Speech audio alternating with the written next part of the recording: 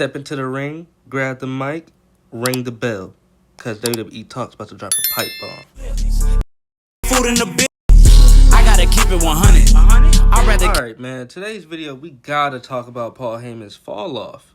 How you go from this to this? You became a professional shoe holder for Braun Breaker. Braun freaking Breaker, bro. Alright, now that I got that off my chest, let's get to this video, bro. Paul Heyman was the mad genius behind ECW, the voice of rebellion and pro wrestling, the man who turned chaos into art. ECW meant a lot to Paul Heyman, even after it didn't exist.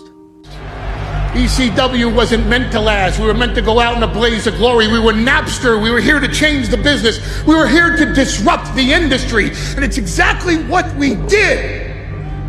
For those of you who will say that ECW lives no more, I respectfully disagree with your assessment.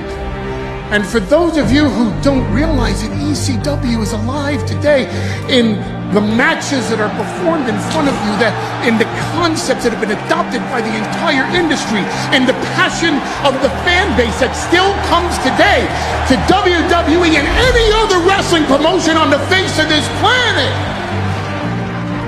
If you think that the spirit of ECW died in a bankruptcy court in 2001, you can suck my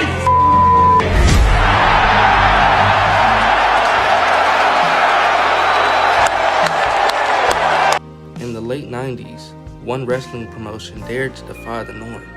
It was raw, it was violent, it was revolutionary. But behind the blood, the barbed wire, and the cult-like fan base was a business bleeding out.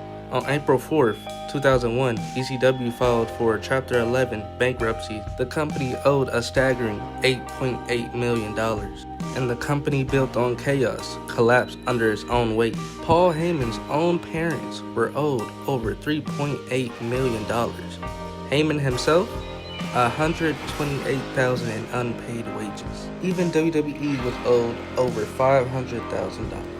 So with that being said, people like Rob Van Dam, Tommy Dreamer, all left with empty pockets. ECW grossed nearly $6 million in 1999, but by the year of 2000, it was losing $2.5 million a year. Failed TV deals, vanishing pay-per-view revenue, and a roster raided by WWE and WCW.